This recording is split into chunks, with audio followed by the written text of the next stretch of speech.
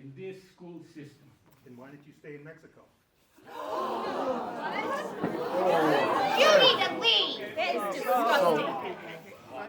This is not an isolated event. And unfortunately, every time this happens, we treat it as an isolated event.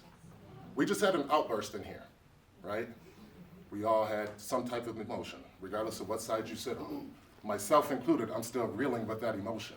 Hold on to that, because that's what the minority kids are experiencing on a weekly basis. Racism all the time. Try being white and walk in a black neighborhood. See what happens. You know. So you're complaining about situations, and like this incident where somebody made a little tweet.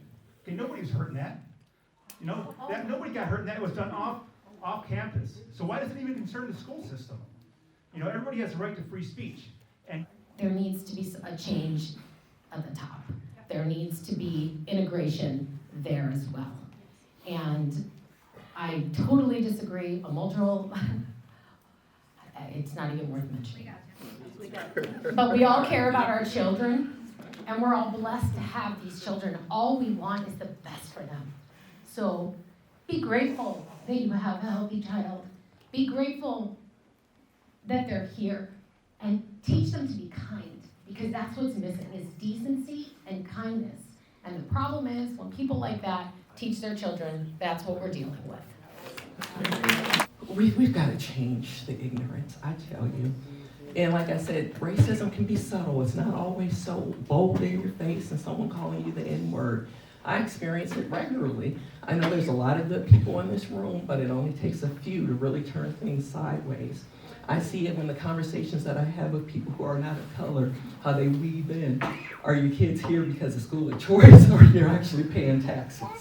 Okay, it weaves into the conversation, but that's where it's coming from, okay? This ain't a microaggression, it's flat out racist. When I'm talking about these events impacting my son, it's the N-word directed directly at him, with intent.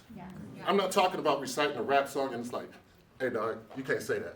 Okay, that's education, right? That's the restorative process. But when you have somebody that titles something racist and then calls you the N-word, says white supremacy, white power, that is intent.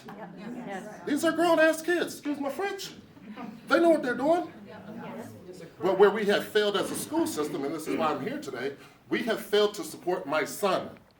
My son comes to school every day trying to get an education, but he has to deal with that BS.